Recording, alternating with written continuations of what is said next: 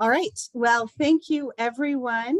I'd like to just, on behalf of the board of the California Council of Land Trusts, I want to welcome you to CCLT's quarterly membership call.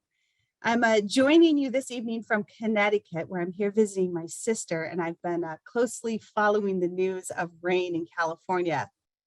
It seems like lately, at least the last few falls, I've been kind of holding my breath each fall, both, hoping for the much needed rain to help fill our reservoirs and end the fire season, but also hoping for not too much of it, at least not all of it once, especially in these recent burned areas. And tonight I'm thinking about our friends up at Feather River Land Trust and hoping they're doing okay, and all those that have been impacted by fires the last couple of years, which is many of us. So as we continue to face the impacts of climate change with fires and fierce storms, in between these long periods of drought, our conservation and our land stewardship work has never felt more urgent. The endless challenges that we face can sometimes, I think, feel a bit overwhelming, and especially when I think we work in isolation.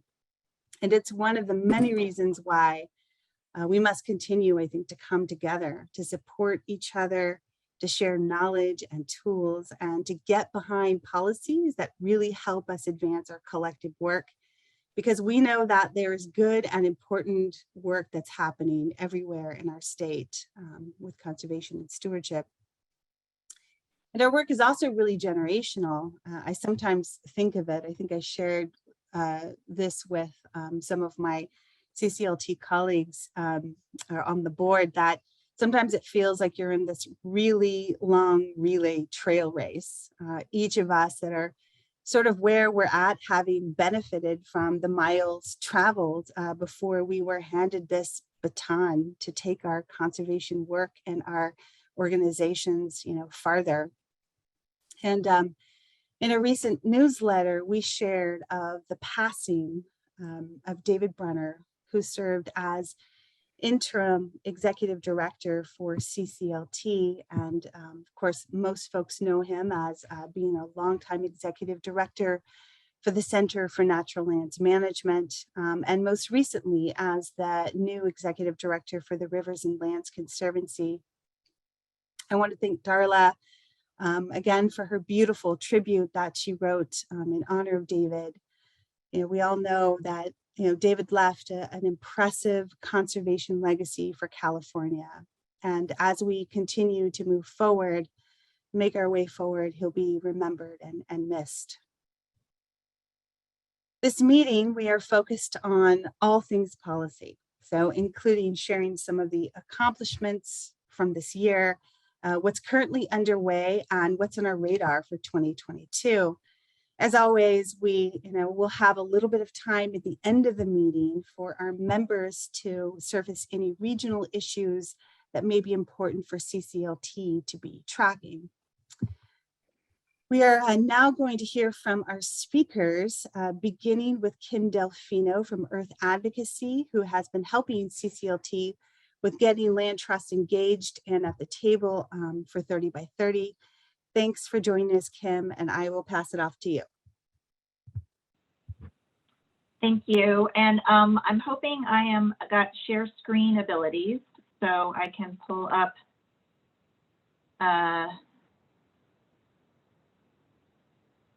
Did Kay give me, Kay, do you have granted me to share? Yeah, okay. Okay, excellent. Here we go. Yay. All right. Okay, so really quickly, I've only got 10 minutes and I'm gonna try to leave 5 minutes for questions. So this is gonna be a speed round.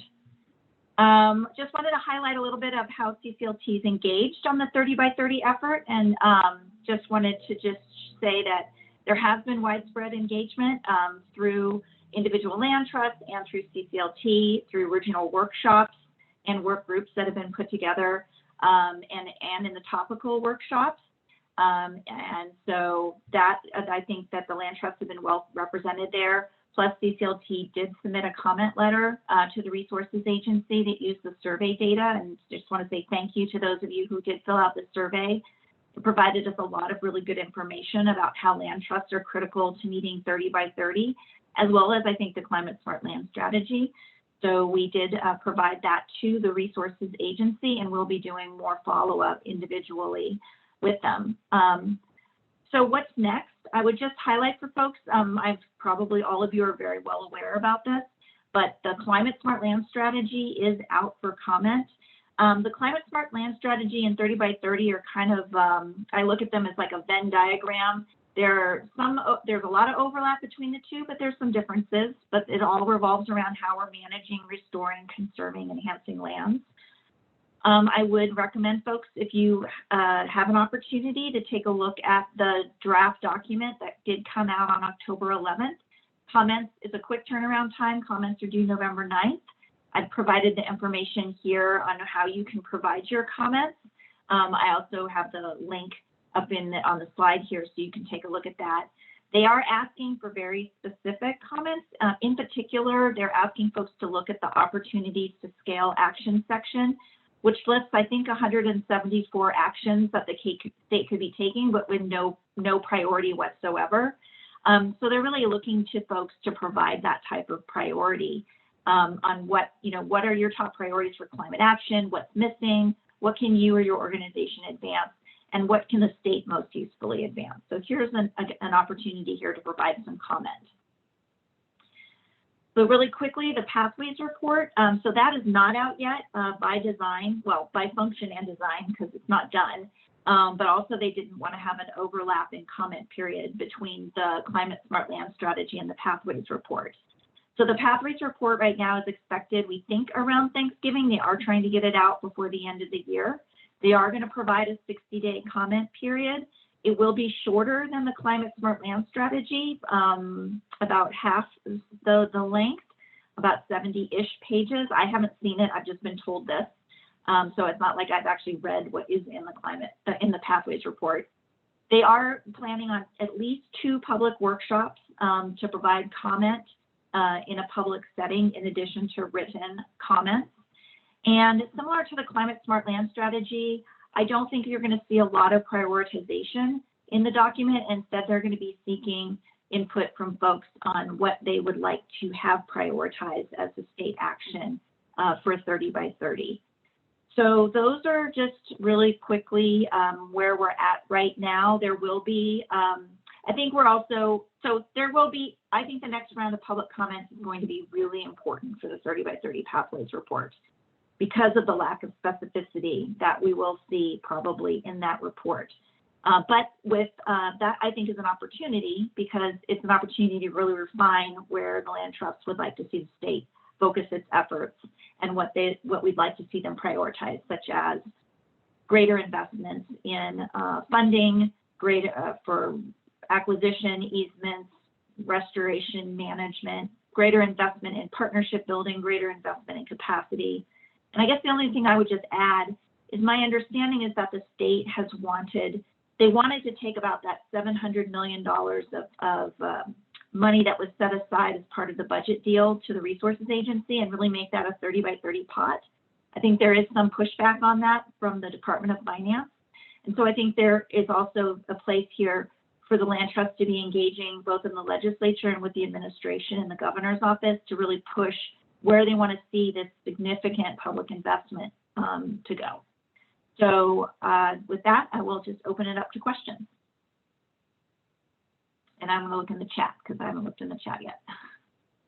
Okay. Any questions?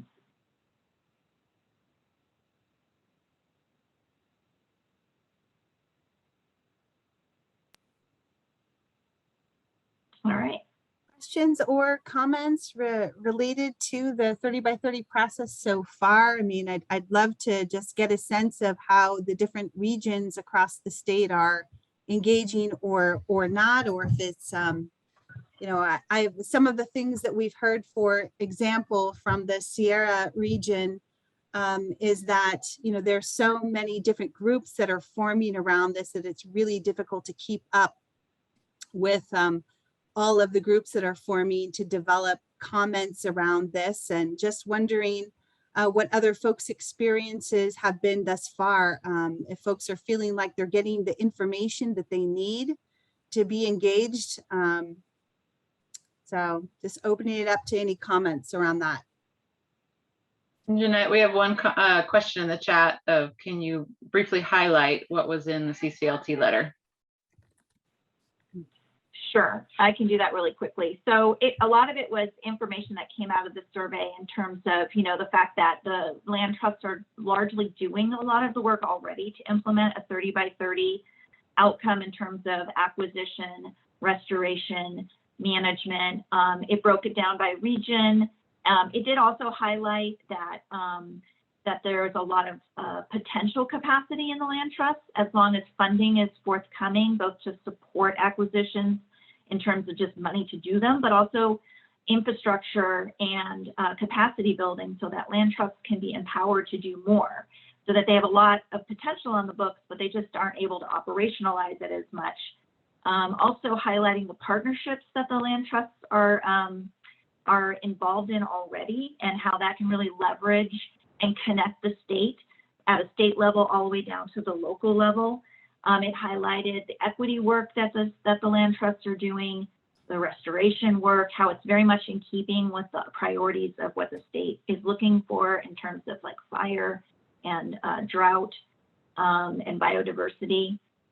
So it really, I think, talked a lot about how the land trusts are doing this, but they need to be supported further and in specific places in which they should be supported by the state in order to really leverage and expand what the state's going to have to do in order to meet their goals. And it talked also about like the work that the land trusts are doing both on the private land setting, but also some of the work that's being done on public lands as well. So it tried to really paint a picture of the important role of land trusts.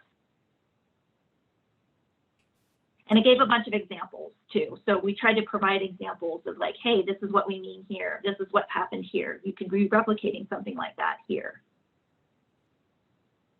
So there's a question about the Department of Finance. So the Department of Finance is kind of, they're like the bean counters of the state government. So they're sort of like, well, if we don't know exactly how money is going to be spent right now, why are we even spending it? And so their knee-jerk reaction on anything is no, unless there's a lot of push to get to yes. So for them, I think their whole thing is like, well, there's not a 30 by 30 report out yet, so why are we programming money to implementing 30 by 30? And so that's kind of like their natural place to be. Is to really hold tight onto the purse strings. And quite honestly, they've never been super supportive of expenditures in the natural resource realm. Many times because I don't think a lot of the folks that work in there are all that familiar with the type of work that is being done or value it as much as perhaps other types of activities. So we always have our work cut out for us, and usually when the purse strings open up, it's not because Department of Finance has been the one leading the effort. It's been because we've made the case in the legislature or we've made this a political priority for the governor. And are we coordinating comments with the RCDs? No, we did not directly coordinate comments with the RCDs, unless Mark, I'll let Mark and Tasha weigh in on that because they also represent RCDs, but I'm just trying to think. Some RCDs were present in some of the work groups, but for the most part, I would say no. Although, quite honestly, I suspect they were probably saying a lot of the same things we were saying. And yeah. Hi, it's Tasha. I just wanted to say that I think although we didn't directly coordinate with RCDs on the comments, RCDs have weighed in pretty heavily. They put in a very long list of comments from a bunch of different, sectors, looking at the ag stuff, looking at biodiversity, looking at all sorts of different things and weighed in. So if anyone's interested in seeing what the RCDs have put together, we can talk to the association and see if they're willing to share that. None of it's a secret, and I'm sure that a lot of it does overlap with what CCLT put together. Yeah, and Tasha, I was just going to add in that CCLT has also started hosting a series of conversations with CARCD to discuss ways that we can partner together on initiatives moving forward.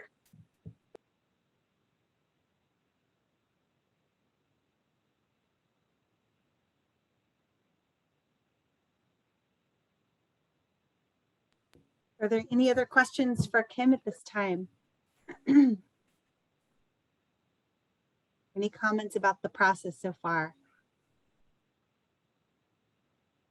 You can continue to use the chat function if you want to weigh in on anything. And I guess from here, thank you, Kim. Thank you for that update. And I will pass it over to Bridget.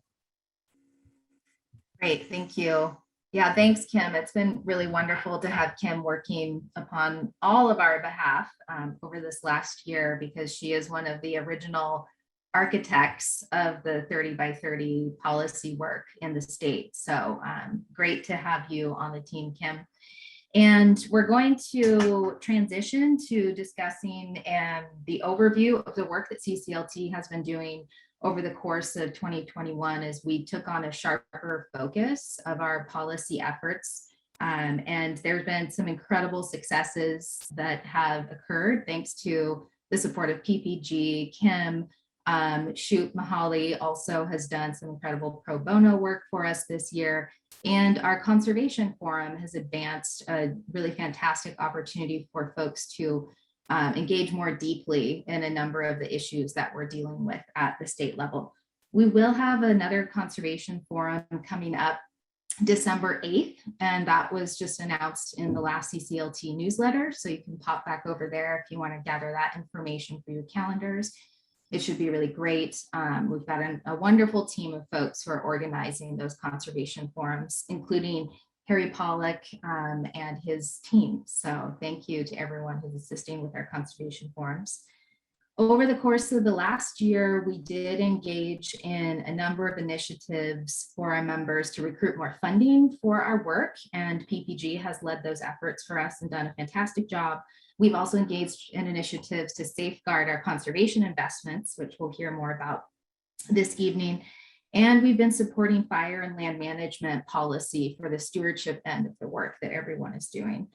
So I want to really extend a lot of appreciation to PPG, to both Mark and Tasha, who have really taken the charge for us and taken our policy platform to the next level in 2021. And then you're going to hear about what our focuses will be for 2022 and have some opportunity to give input on that as well. So with that, I'll turn it over to Mark and Tasha from Pacific Policy Group, and you can take it away. Thanks, Bridget. Thanks, everybody, for having us.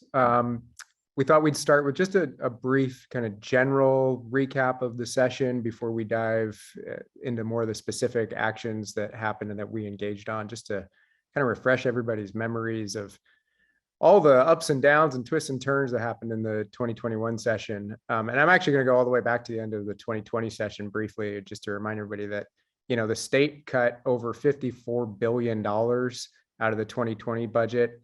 And then where we ended was negotiations around a $3 billion wildfire mitigation package that fell apart in the final days. So that all that funding that was cut and that deal that was left hanging did cross over into 2021 as it became clearer that there was going to be some federal stimulus money from the American Rescue Plan Act, as well as windfall, because we cut so much in the budget, and unnecessarily so, because revenues were more stable than had been thought. We started the year out knowing that there was going to be early negotiations around a wildfire package. And that unfortunately took longer than we had hoped. We thought there would be what they were terming an early action. It turned out to be in May, so it wasn't quite so early, but there was about a $600 million wildfire package that came together in May. And and that really, those negotiations set off the year. What we knew was what we came to find out was going to happen, which was just never ending budget negotiations. We thought there'd be opportunity. We had no idea. I don't think anybody had any idea that there was going to be a $77 billion surplus that came through in mid-May when the governor announced his May revise. And so that really took all the attention from about mid-May out to the end of session in mid-September. But of course, COVID was happening. We were not in the Capitol. Most of the legislative staff were not in the Capitol. Legislators were required to be in committee hearings with social distance, which limited the amount of hearing rooms that could be used, and that limited the amount of bills that could be carried. And that all fed into, again, a very long budget negotiation, and one that we've never experienced, and not sure we'll ever experience another round of budget like that again. But despite kind of the craziness and the remote nature of the legislative session, there were a number of policy bills, and obviously there was a lot of funding that came together, and we're gonna get into all of that. But really, it can't say it enough that being remote and then having to track each twist and turn as the legislature went from one focus to another was not the easiest challenge to navigate, but I think we did pretty well. So Tasha, I don't know if you want to bring up the slides, and then we can jump into a little bit more I do. specifics. See, is this showing up, Mark? Yeah. Just trying to get it into the the slideshow view. There we go. Okay, so just 1 second. Okay, so I'm gonna just briefly give an overview of basically the funding history and the funding status of what happened over the past year. So I think a lot of the land trusts were probably engaged in some kind of advocacy around the various climate resilience bonds that were introduced actually probably in 2019, and then those were carried over into 2020 and 2021. So we started off the year with a couple different climate resilience bonds. The total amount of those bonds changed as the bills were amended, but generally there was 2 climate resilience bonds, one in the Assembly and one in the Senate, around $7 billion. And then there was also an ag bond that was introduced that was around $3 billion. And what we didn't know at the time was that these bonds that we were all working on and that we thought we were going to need, because we thought we were going to be in a budget deficit. We had no idea about the budget surplus, like Mark has mentioned. So we thought we were going to be in a budget deficit. We thought it was going to be hard times because Prop $68 were starting to run out. We were, looking at not having a lot of money for conservation purposes. And so as we started to move from bonds into budget discussions, these bonds helped guide the negotiations for funding in the budget. And so one of the reasons why we ended up with funding at the end of the year for various different things is because I believe these bonds were in place and they were like a roadmap to what was needed through the budget process. And so, as Mark said, budget negotiations started with early action budget items and looking at the wildfire package. But as the state started to realize how much money that they were working with, budget negotiations went into the regular budget process, as well as the end of session budget process, which happens every year, but is not to the extent that it was this year. I mean, we're just looking at billions and billions of dollars of general fund surplus, which has never happened. So throughout the negotiation process, Mark and I and CCLT and other conservation organizations with representation at the state, we're all working on a drought package, a wildfire package, an ag package, and the climate resilience package. And here, I've showed what the outcome was from those negotiations. Some of the packages are going to be expended over a 2 to 3 year time frame. The wildfire package can be expended all at once, or it can go into, further out into additional budget years. But we're seeing, a huge investment in, what the state is calling, and natural resources, so that they're putting all of the packages together and saying, this is how much, we as the state are investing in natural resources and climate resilience over the next 3 years. And one of the very last budget packages to be negotiated was the climate resilience package. And that went right to the end of session. And that's what we focused on tremendously, because though that climate resilience package had the most opportunity for land trusts and others that are doing conservation work. And so that was something that we spent a lot of time engaging on, and we were happy to see a $3.7 billion package that will go out over 3 years. And with the first year being a smaller amount than we had hoped, $369 million going out in the 21-22 budget, but with the additional $3 billion going out in 22-23 and 23-24. So funding was given, through these packages to a lot of our conservation, state funding partners, starting with the Natural Resources Agency and then going down to most of its departments and boards. So Wildlife Conservation Board, Coastal Conservancy, plus all of the other, conservancies around the state, Department of Water Resources, Food and Ag, just like probably any agency that you guys would work with probably has some sort of funding coming out of the budget this year. And I just wanted to give, a sample of the programs that are getting funded. This is by no means exhaustive. There are many, many programs that are getting funded through this year's various budget packages that happened. But one thing I wanted to highlight in this discussion was the funding that's going to WCB and Coastal Conservancy. Not that this covers all land trusts across the state, but WCB in particular is a big funding partner for land trusts.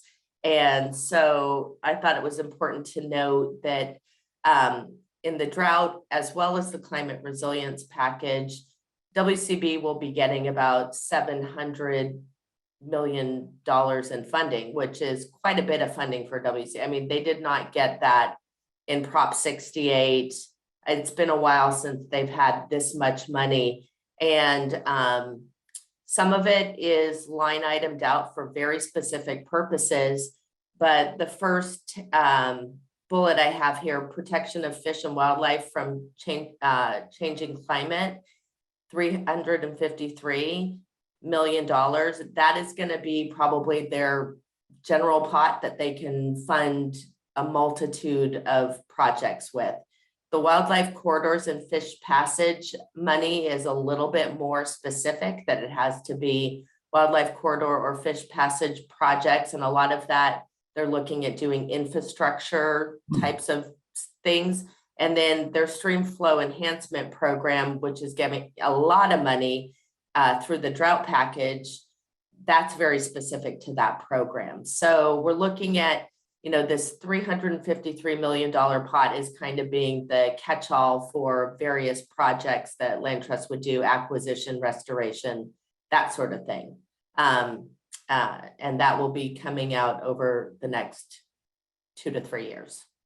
As well, Coastal Conservancy got $500 million for coastal protection and adaptation work. Their money doesn't start until 2022-23 budget. So next year's budget, that's when this funding will start rolling out, and it will go out over 2-year timeframe. Same with conservancies around the state. They got a little bit of money this year. They're poised to get some next year and the year after. There is, I should note, a pot of about $765 million that is just kind of up for, it is yet to be determined where that funding is going to go. And that is part of the climate resilience package as well. So knowing that there's some, question mark out there about where or how that funding is going to be appropriated into which departments and agencies that money will go, I think that will leave a place for CCLT and us on your behalf to work with the legislature next year to try and influence how that money gets lined out.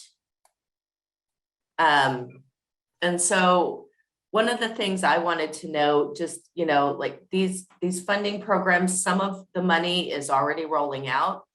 WCB got some money in one of the early action budget packages for wildlife corridors and fish passage. They're already working on spending that money. And so, I wanted to just, my recommendations to the Land Trust community that are interested in trying to tap into this money is that, look at your projects that can be completed within, the next 4 to 5 years, 3 to 5 years. It's a very short time frame in which this money needs to get spent because it's general fund dollars. And it's, the deadlines are determined by the language that was placed in the budget. I think it's really important right now more than ever to get on all of the listservs so that you're getting notified as to when guidelines are being updated, when the RFPs are coming out, all of that stuff, because things are going to be coming out kind of on top of each other, and they're going to be more fast paced than just normal grant making cycles, again, due to the language in the budget that requires that the funding gets spent within a certain window of time. So we just need to stay on top of all of the funding as it's rolling out. And Mark and I will be monitoring that and letting you guys know as things are happening. But I think because so much is going to be happening, that and, coupled with what's going on with 30 by 30 and all the other things that are happening, there's a lot going on, and it'll be hard to kind of track everything and just make sure that you're ready to get that money. And what I found is that recently staff members at the various agencies have been very willing to talk about their grant programs and their times, their time frame, their new requirements based on budget bill language. And so if any of you guys out there are interested in a certain pot of funding or, just in general, what is going to be required, I would recommend reaching out to those departments and talking to their grant staff, because people have been very, very willing to help out. And last but not least, I think it's good if you guys are having any problems with the funding or with the agencies that are administering this funding, please let us or let CCLT know, and then they can let us know, what is going on, and we can try to help troubleshoot anything, that seems like it's an issue that needs to be resolved. So with that, I'm happy to take any questions on what happened with the budget, funding questions, anything you guys might have. Okay, so we wanted to highlight a pretty major action that happened right at the end of session. Some of you may be familiar over the last couple of years, there's been an initiative at Resources Agency dubbed Cutting Green Tape. And there was a white paper report with a bunch of recommendations that came out about this time last year. And sort of buried in the appendix was a recommendation that had come up in one of the discussions about just a blanket exemption from CEQA for restoration projects. And with about 2 weeks to go, maybe 2.5 weeks to go in the session, the governor's office and Resources Agency activated very heavily on pursuing this policy.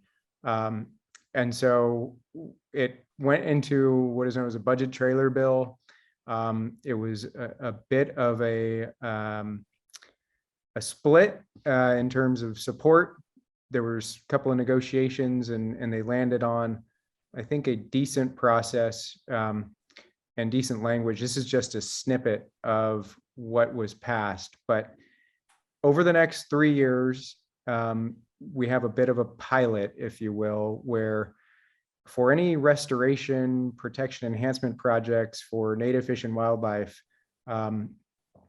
there is an opportunity to have an exemption from CEQA. It is going to be reviewed and approved by Fish and Wildlife with consultation from the Office of Planning and Research. And there is a report that will be due from the administration back to the legislature to highlight in detail how this is implemented. There's a fair amount of unknowns here. I've heard somewhat tangentially that Fish and Wildlife and Natural Resources Agency is still trying to figure out exactly what their process will be for the process of putting together quote unquote guidelines or guiding principles for how this will work. But this is something that we're certainly going to be paying attention to, and we'll continue to pass along information as it becomes more clear. But certainly want to make sure everybody is aware. This came together right at the end of session, and with very little heads up. So I imagine some of you may have heard of it, some of you may not have, but certainly wanted to highlight this this outcome. Can you go to the next one, Tosh? Yeah, hold on.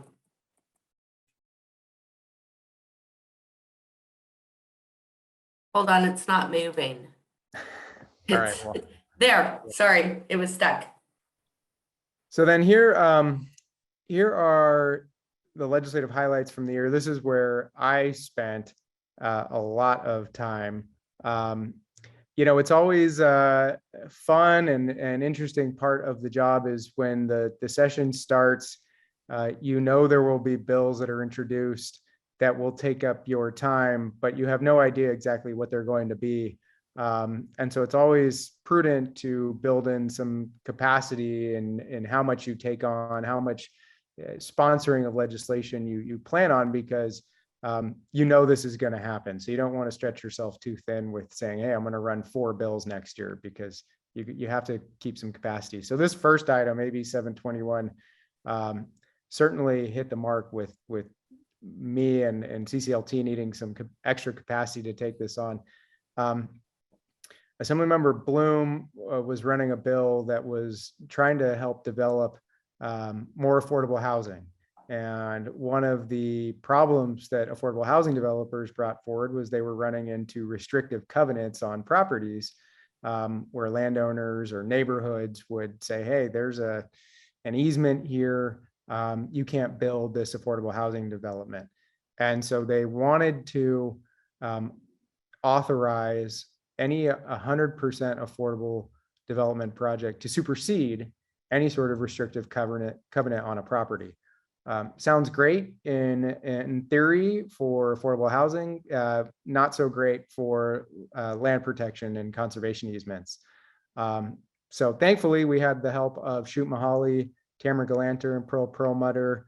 I worked very closely with, and we had a series of conversations with the author's office and the sponsors, letting them know that the legislation would violate conservation easement law, would really put conservation at risk.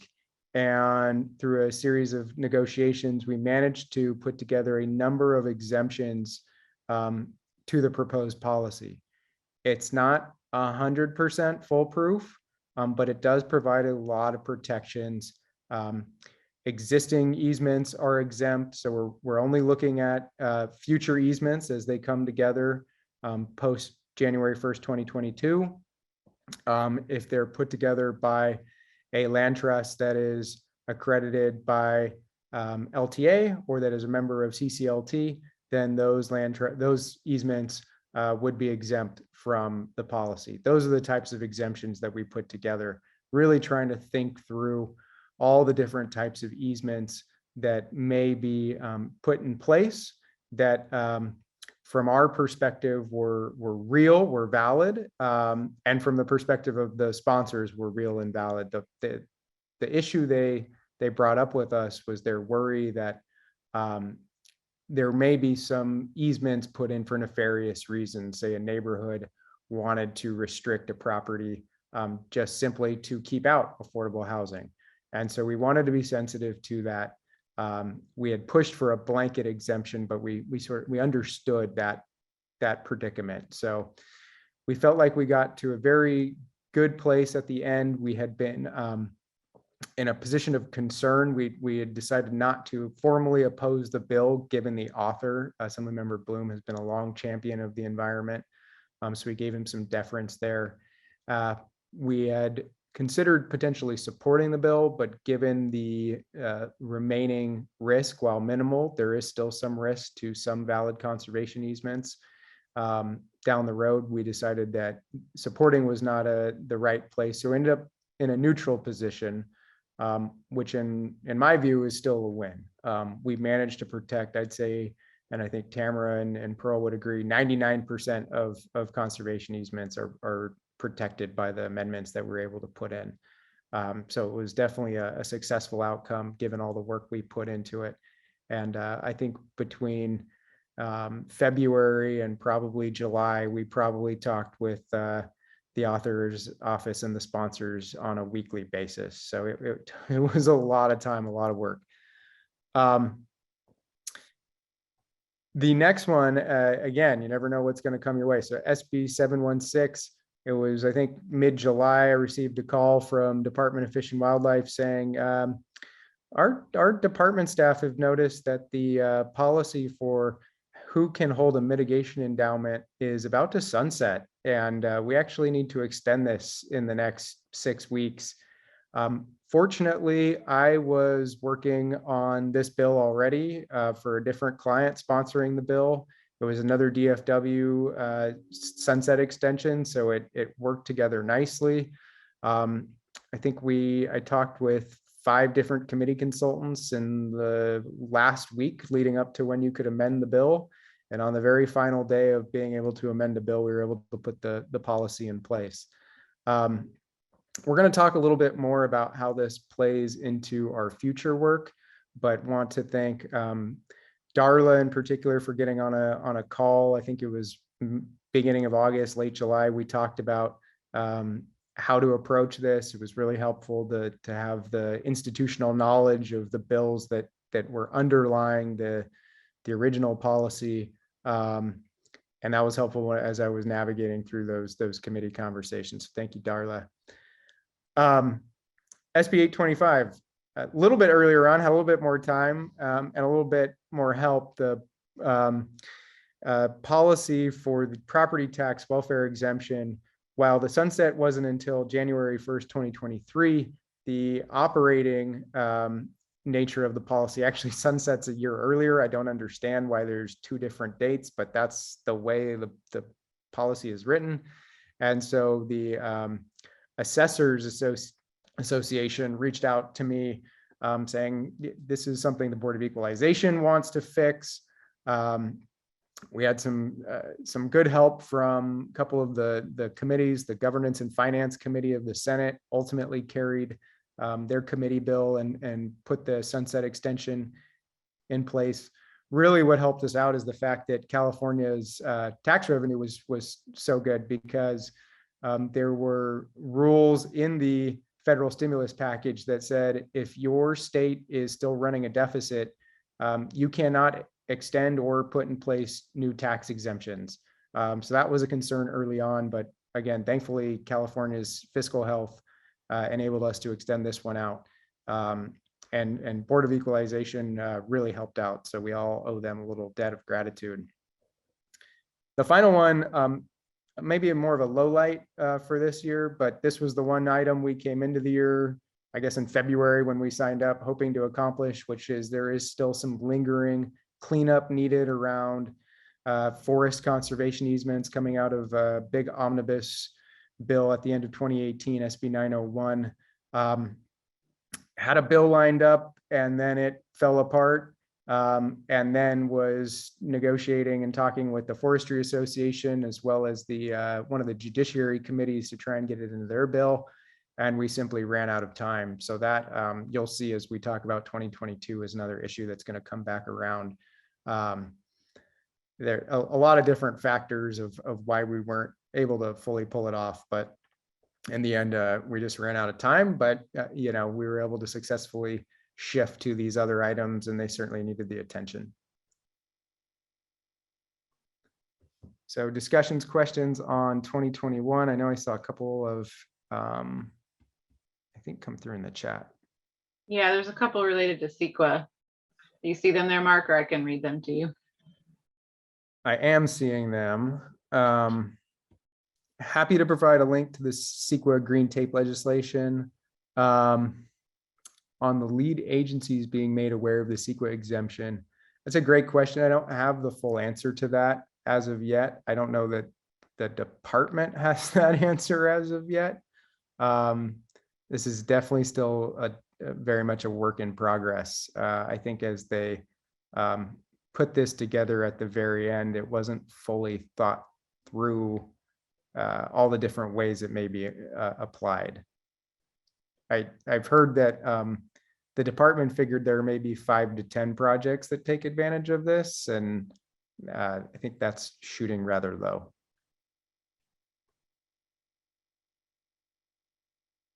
Yeah, Mark, I think there was a question about how much money will WCB have this year?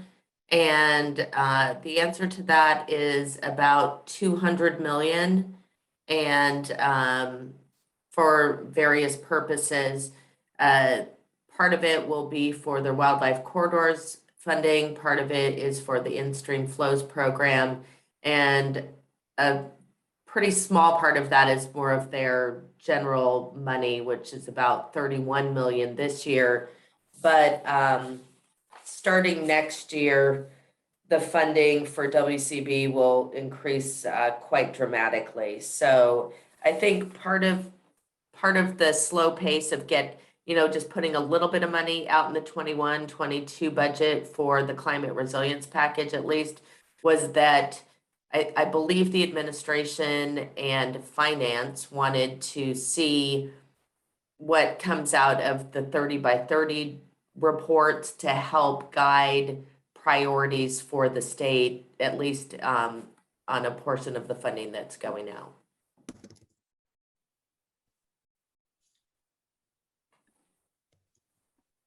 So there's another on, is the CEQA exemption in effect now? Is it effective immediately? The legislation does take effect immediately, but I would say that it is not yet in effect as the department is still figuring out how exactly they're going to implement it. And then the question about the mitigation endowments, that was extended for another 5 years. A couple of the committee consultants were recommending a much shorter time frame, 1 year or 2 years, because they really wanted to just eliminate the sunset. We didn't quite have all the pieces together to make that to have that discussion about eliminating it, and we thought that a 1 year extension would be too quick for us to kind of get all of our ducks in a row to come back next year and have that discussion. So while it is a 5 year extension, we intend to come back a little sooner and try and address the removal of the sunset.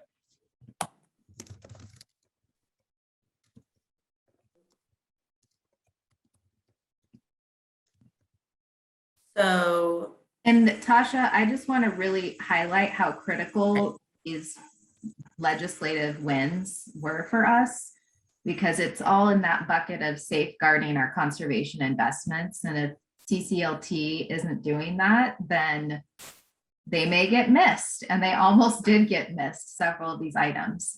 That extension of the property tax welfare exemption, we had several of our member land trusts tell us how important that was to them.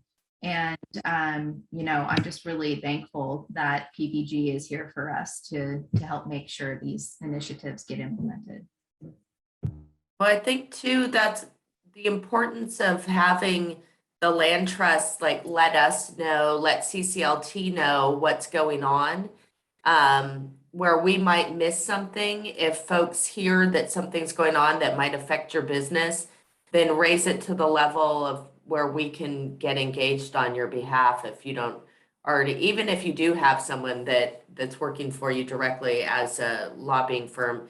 I think that when things are of statewide significance, that's when CCLT, engages on behalf of all of the land trusts, and it's very powerful.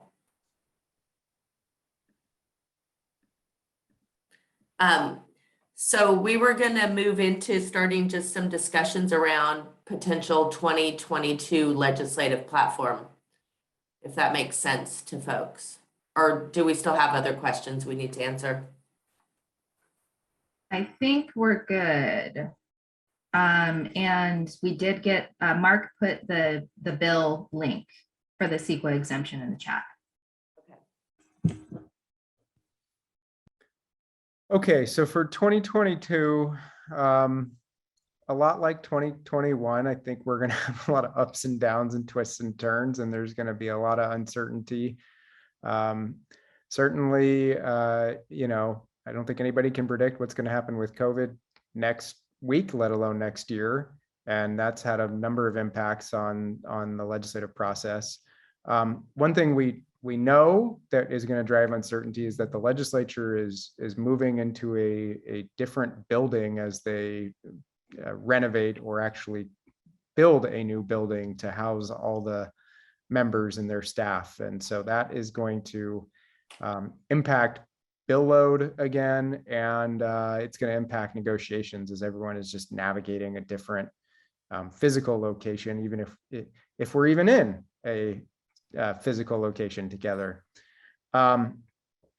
The other item that really emerged last week, the governor announced that as of this point in the year, tax revenue has exceeded projections by some 10, 12, 14 billion dollars. So he has let on that there is going to be another large surplus for the state. So we're going to be back negotiating and asking for money again. All the funding that Tasha laid out that were 2-year, 3-year appropriations, they still have to go through the budget process. So we know we're going to be working on ensuring those allocations come through, but we see potentially the opportunity for more to come our way if we can get the political will lined up. So we're gonna see lots happening in the budget. I think we're gonna see some challenges in the amount of bills that are able to move, and that's just going to lead back into more uncertainty in the policy arena, but also more opportunity in the budget space. So that's certainly something we'll be keeping in mind. But here are a few items we see forthcoming. The first one is something that Bridget and Kim and Harry have raised with us from the policy committee, which is the volunteerism exemption from prevailing wage. We went and looked at the statute. The exemption doesn't end until January 1st, 2024. But we're thinking that it would be smart to get moving on that much sooner than waiting until the 2023 session. So Tasha and I actually have already started having some initial conversations with some of the higher up legislative staff just to start getting some temperature checks, starting to see what traps we may run into. I know we were thinking of doing a poll during this meeting, and I think, Bridget, you're going to follow up with that right afterward, of just trying to get some info and some data back from you all about how you're using volunteers so that we know what we're actually talking about. Yeah, Mark, we've got, there's 2 kind of polling efforts that we're going to send out to the membership. So one is about that volunteerism question and how folks are using volunteers, in what capacity, and how important that is to your organizations. And then we'll be doing another poll that has to do with capacity needs. And Mark will talk a little bit more about that too. Great. So another item, I mentioned this as we recapped, really hoping to get this next bullet, the conservation easements, the forested lands cleanup done. It's been, like I said, it's been lingering now for a couple of years. I think we're close. I think it shouldn't be too big of a lift. Bills always require a good amount of effort, but I think we're fairly close to getting this one figured out. And 2022 should be the year. So I can say for sure that going into 2022, this will be an item that we are pursuing. Tasha, do you want to talk about the capacity building? Sure.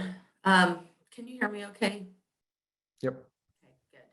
I bought a new computer because no one could hear me on the last one. So now I'm a little nervous about it. So on the land trust capacity building, we've been talking with CCLT as well as the Association of Resource Conservation Districts and others to see if there's a way that we might be able to join forces and either create a new program that will fund capacity building for various organizations working in the natural resources world, or if we could just get a program that already exists, some funding through the budget process in order to build the capacity of land trusts and others to do the work that needs to be done to implement 30 by 30 and other state conservation goals. And given that there's so much money right now, we think that like now is the time to strike, that hopefully this will be met with some enthusiasm, knowing that the state has a lot of money to put out in a very short period of time, and that a lot of organizations may not have the capacity to actually take that grant funding and put it to work on the ground. So one of the polling efforts, I believe, is to reach out to land trusts to see, what would capacity building mean for your organization? Is that positions? Is it new programs? Is it equipment? And so forth. We need to know what we're asking the state to pay for and how that investment in your organizations will help the state achieve its goals. So this is something we're very excited to do, and we're looking at the additional budget surplus, hopefully, as an opportunity for us to get some funding down to folks for capacity building. And then the next budget bullet is just state budget, which Mark already noted. We're going to be continuing to work on the state budget process just in general. The funding that came out in the various drought and climate resilience package, wildfire packages, funding is going to come out over time through the budget process. And what we need to do at a minimum is to make sure that the funding that the state said that they were going to appropriate actually does get appropriated for the purposes that it's lined out for. Meaning, WCB is supposed to get money over a 3-year period. We need to make sure that that's actually happening in the budget. And for all of the other agencies, departments that we care about, we want to follow that money and make sure that the land trust community is supporting that funding coming out. And there could be opportunities to advocate for some new pots of funding, given that, you know, the legislature has some money to play with. There were programs, I think, that folks wanted to see in the budget process that didn't get any funding or didn't get enough funding. And so those are the things that we're going to be also trying to push for. So if, you know, the land trust that you work with, like, for example, Sierra Nevada, if, you know, their conservancy didn't get that much money, if, you know, we want to advocate for more investment in the Sierra Nevada Conservancy, for example, that would be something that we would work through the budget process to do. So I think state budget will always be on the list of priorities that we work on from year to year, and what that means will change as time goes by.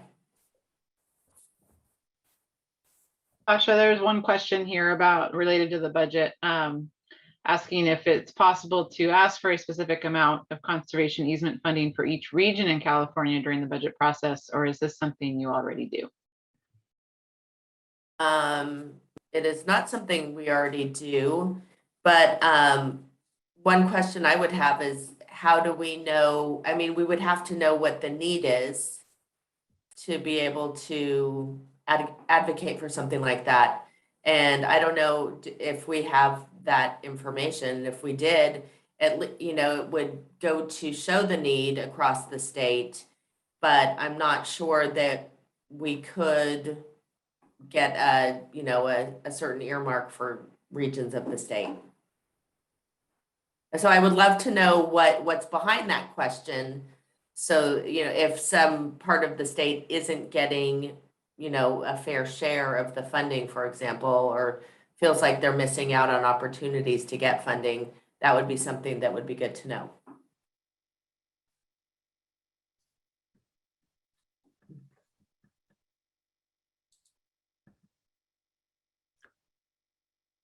Okay, so then the last bullet on here, mitigation working group, I kind of mentioned this earlier, coming out of the extension of the mitigation endowments policy. We'd had a meeting, I think one, maybe two, on the topic, and it was raised that there might be some amendments that need to be put in place before we go seek removal of the sunset. So we had talked about putting together a working group to talk through what those amendments would look like. We certainly, I think, should work on that.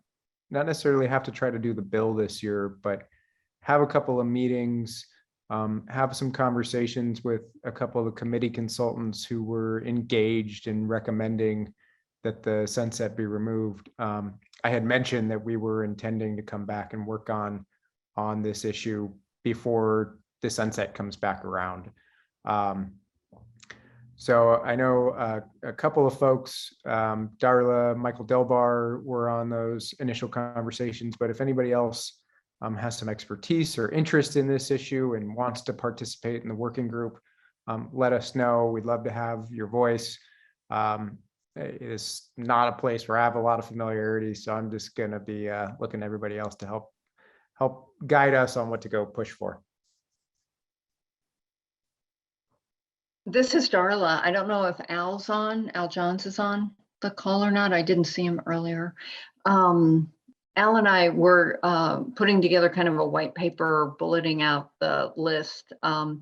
Vacations and life kind of intervene, but we will coordinate with Bridget and Jeanette in terms of, you know, getting that finished out. It was intended as a first draft for the working group to take a look at. And so we'll get that wrapped up in at least the first draft and off to you guys. Perfect. So there's the end of our PowerPoint. Yeah. The last slide was, you know, additional, you know, questions, comments about potential 2022 work. And again, we would love to hear from folks if there are things that you think rise to the level of needing to deal with it through the legislative process. We would love to hear from anyone who has questions, concerns, ideas for our engagement in 2022. And you can also think about it and email Bridget or, the policy team and let them know. Another thing that we have been supporting of the fire legislation that's been coming through. So I know that's something that several of our members have mentioned on previous CCLT membership calls, that, this is a emerging part of a lot of your work. And so that's something that we're kind of tracking as well, and, supporting as we see it pop up.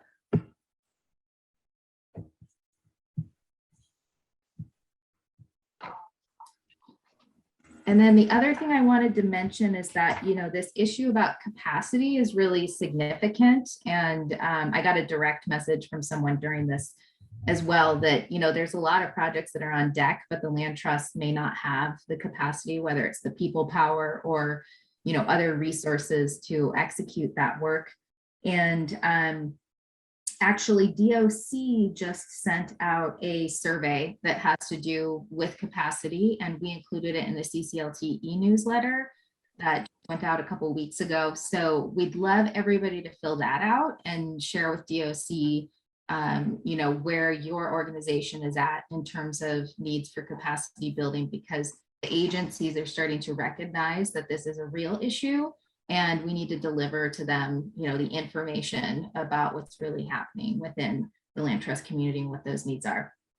So take a look at that e-newsletter. And then also, I just popped in the chat, if folks are interested in participating in a Ledge Day, that it may be virtual or in Sacramento, we don't really know, but we're going to try to plan one for 2022. So some of you responded positively about that, and please feel free to put your email in the chat. This is being recorded, so we'll capture everything to follow up on later. And we want to get a good representation and really represent the cross section of the land trust community to our legislators and their staff. So we could really use everybody's help with that. So please let us know if you're interested in participating. Any other questions?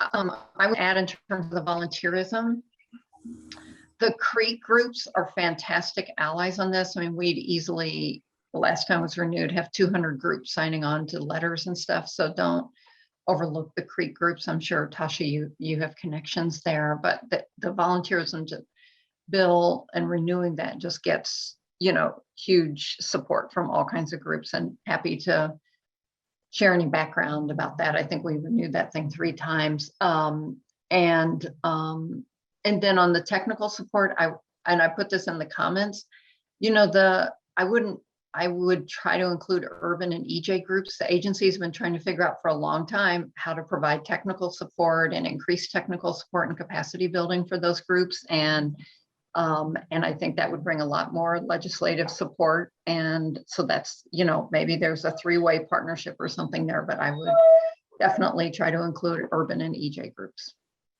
Thanks, Darla. I appreciate that input. And in fact, if you're up for a call, maybe we should call you and talk through, the volunteerism extension, and, your history with that would probably be really helpful. Sure, happy to. And I can share those letters and everything with I still would have all those letters, so you could have kind of a ready-made group list or whatever. Perfect. Thank you.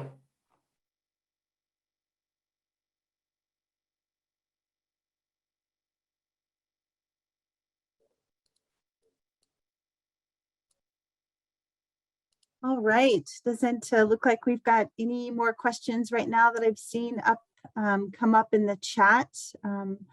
Bridget, should we move on to just general issues, concerns that folks might want to raise that are coming from the members across the state?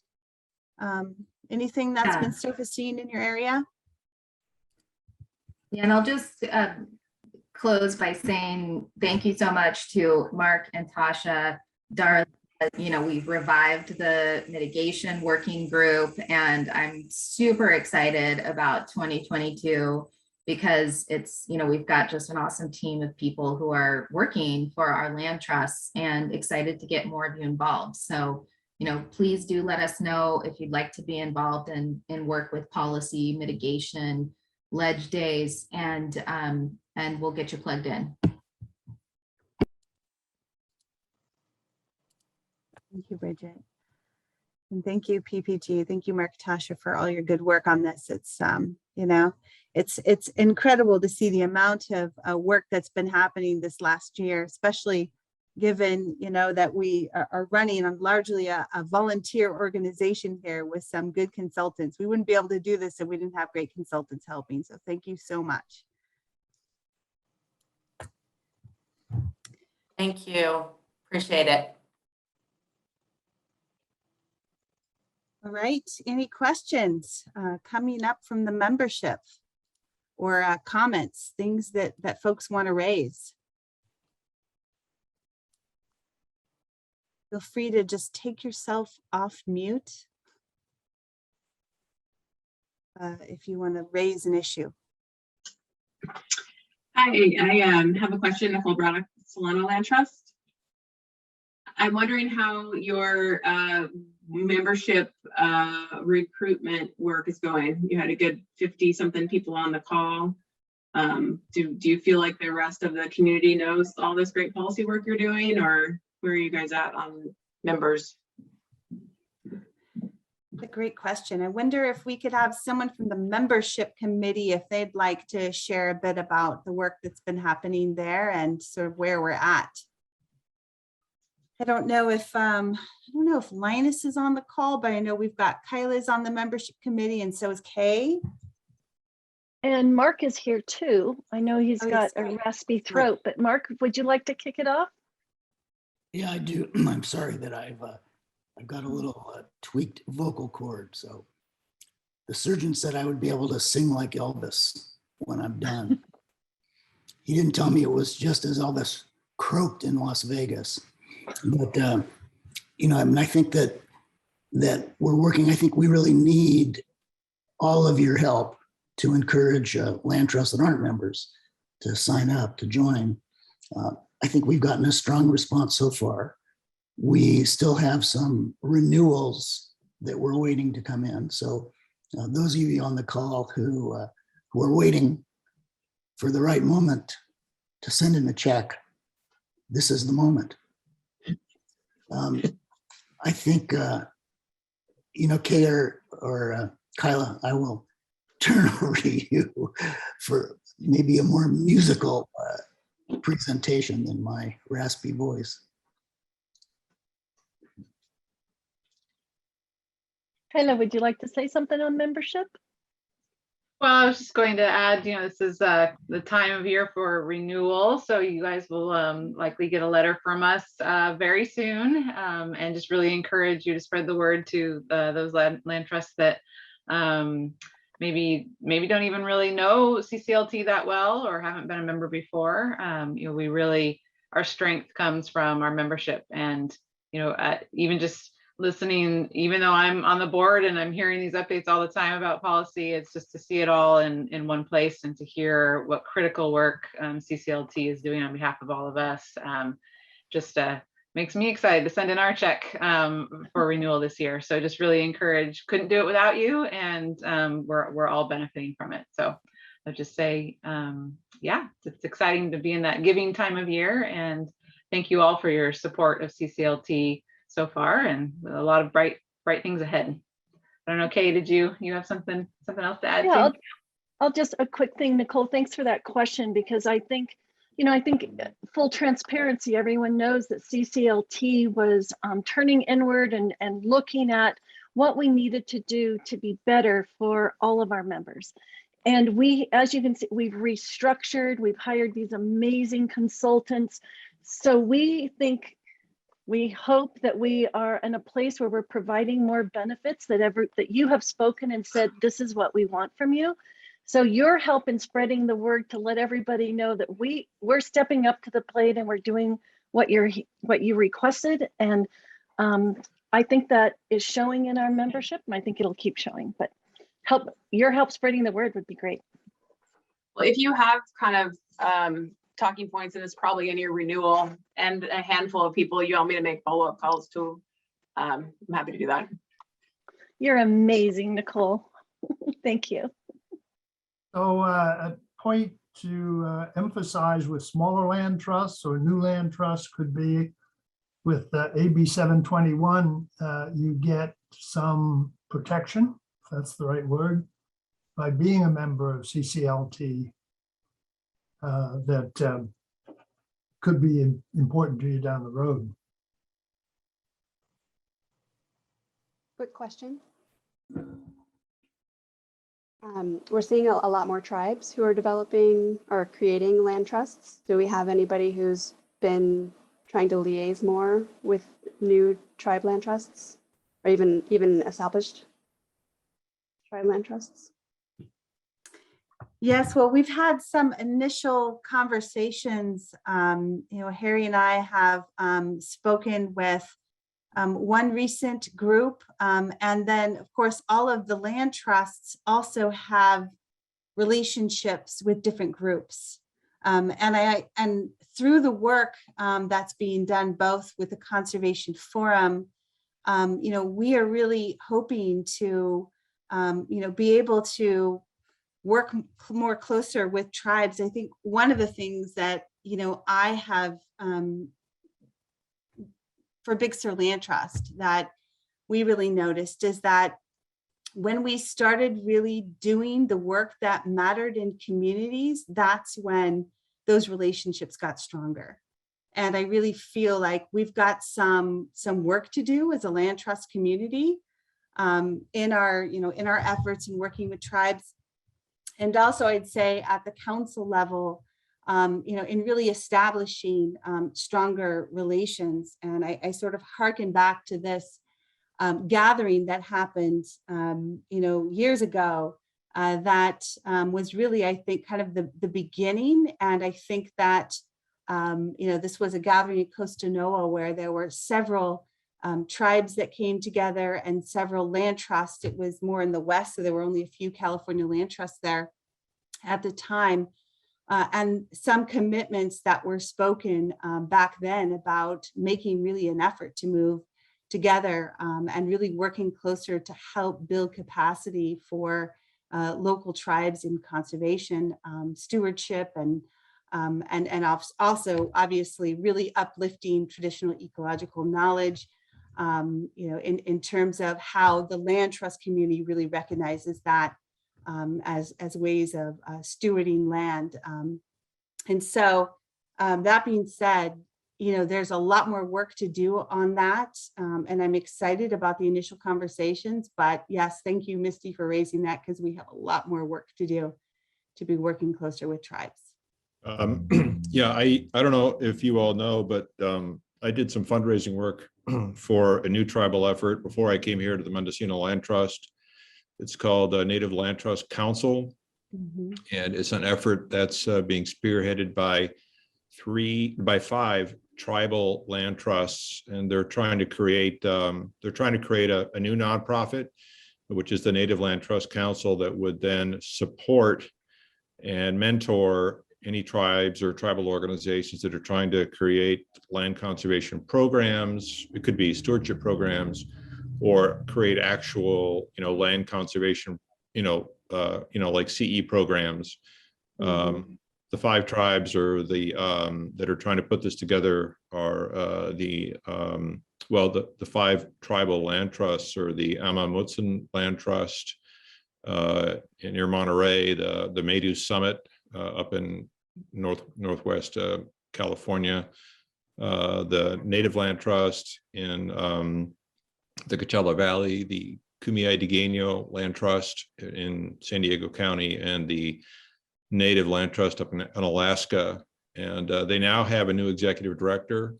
They don't have a website yet. They still have a ways to go, but if we can find a way to support what they're trying to do, it would be great. Well, it seems to me that that council might be a really great way to think about the capacity building efforts that was mentioned in the earlier legislation as one way.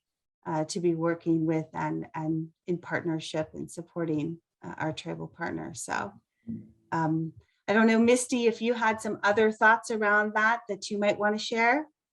I mean, we were all talking about phoning a friend. So for the local land trusts who are developing those relationships with their local tribes, that might be one thing that they could start talking about, whether it's getting involved with our council or getting involved with the Native Land Trust Council, and then us liaising with the Native Land Trust Council. Hey, Jeanette, can I throw something else in here? Yes, please. I've been working with a number of different tribes on some possible projects, and I've heard from agency staff that the administration would like to see land go back to tribes. But so far, I'm not aware of any programs, any grant programs out there at all that are specifically for culturally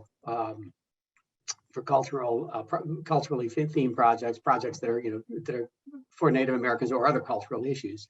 And I think that's something we could consider. In addition, obviously the capacity building is important, but in addition to that, I think it would be very helpful to the tribes if there were money that was earmarked for those types of projects, or at least that was put as one of the priorities, which I have not seen yet.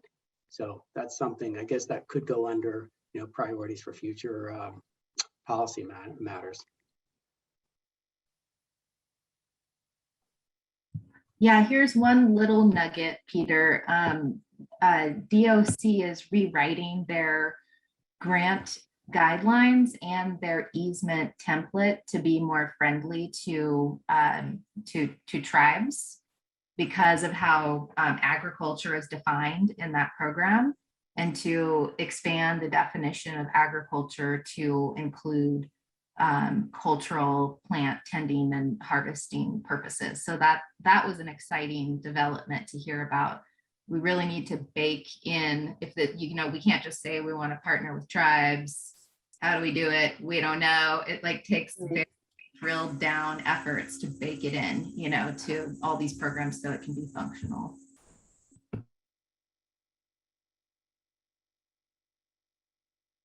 Any other comments? One more, sorry.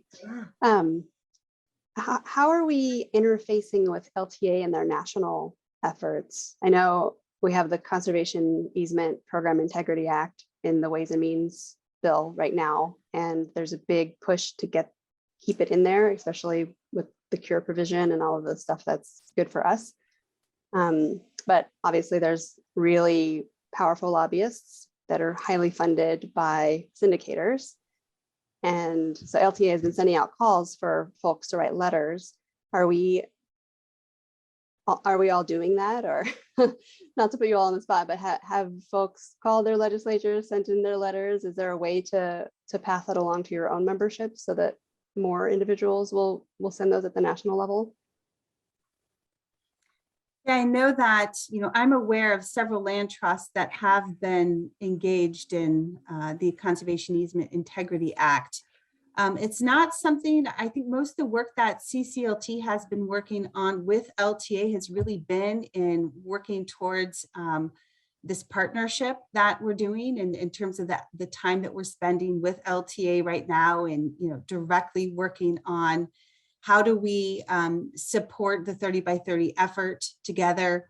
How might we be able to partner with LTA to leverage their communications and their training and their work at the national level to help inform some of the things that we're thinking about, both in California, but also having the work in California inform the future of what's going to be laid out by the Biden-Harris administration on 30 by 30 in terms of work with land trusts across the US.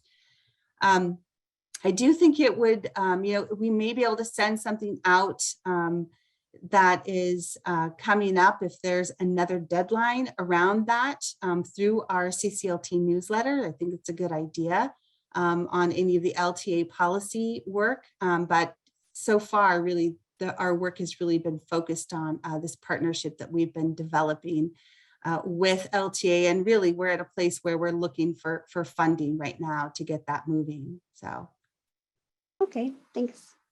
if I learn anything else on further deadlines, I'll send it over to Kay for the newsletter. Great. Thank you so much, Misty.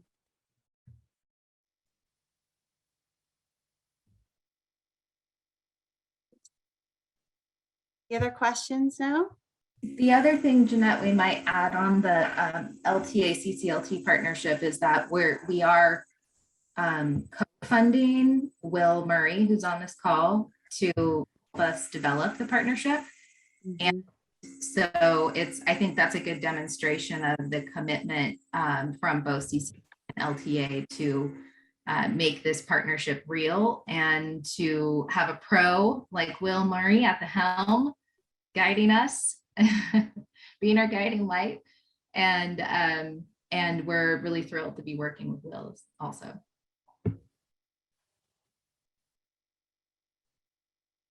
All right.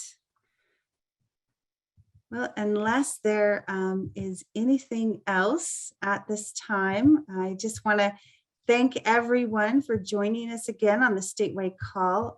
As you heard today, there are so many things that are happening right now, and I'm sure that all of you can appreciate that as executive directors, most of us at least, what it takes to run an organization. You know, CCLT is, as I mentioned, currently being powered by our volunteer board and with the help of our great consultants in these key areas. And we continue to do this work because we recognize that there's incredible value in having a statewide voice for California land trusts.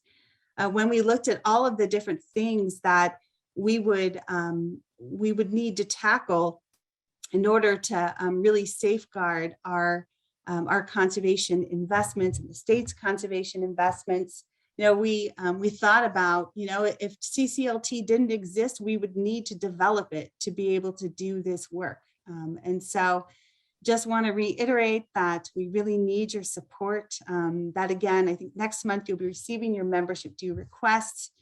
And in the past, we did offer a discounted rate for those that gave early in hopes of really incentivizing giving. This year, we are asking members to pay their regular dues, their regular membership rate based on your operation size. All that information will be sent to you. Again, this is your state association, and we need all of you to really make this work. So thanks again. I'll just ask for the board members and consultants to stay on the call. Thank you, everyone. Have a good evening. Jeanette, can I just say one quick thing? I'm so sorry. Just as we're doing all this, and I'm seeing Darla here, I just really want to thank Darla for her vision. She founded CCLT. This is her brainchild, her baby. And Darla, I just wanted to make sure you know that we carry you on our shoulders and we carry your vision. That's right. So thank you so much. Thank you, Darla. Thanks, everyone. Thank you.